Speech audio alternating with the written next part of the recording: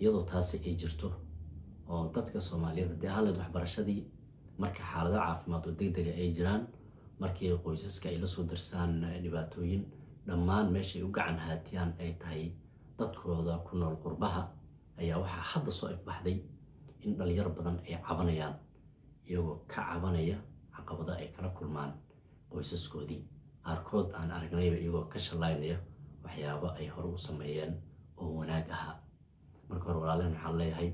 ilaahay qalbiga idiin qaboojiyo. waan dareemi karaa qof dhalinyaro ah oo muddo aad u dheer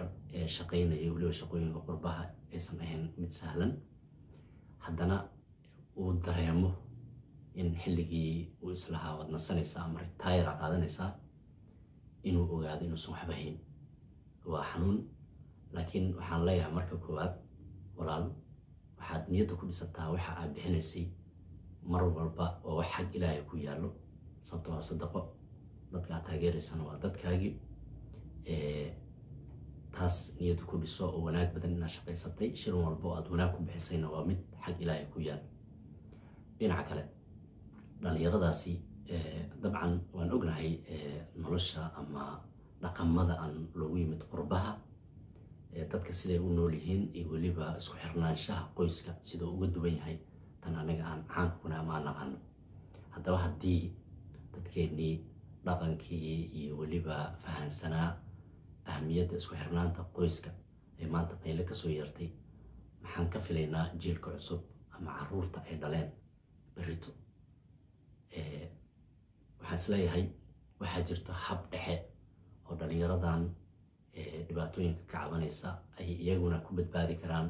taageeradii ay qoysaska ka heli lahaayeenna ay ku heli karaan, ay kusii socon karto. marka koowaad dadka waddanka joogo waxaan leeyahay waalid ha noqdo ama walaal ha noqdo,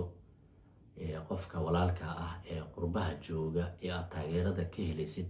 mar walba waa inaad isku daydaa inaad ogaatid xaaladihiisa hoose. ma ahan keliya inay kuu muuqdaan shilimaadka uu kuu soo dirayo, laakiin waa inaad isku daydaa inaad ogaatid duruufaha uu ku sugan yahay, caqabadaha haysto. waa laga yaabaa in dad badan aysan fikir ka haysanin marka wadamada Afrika la joogo oo kale,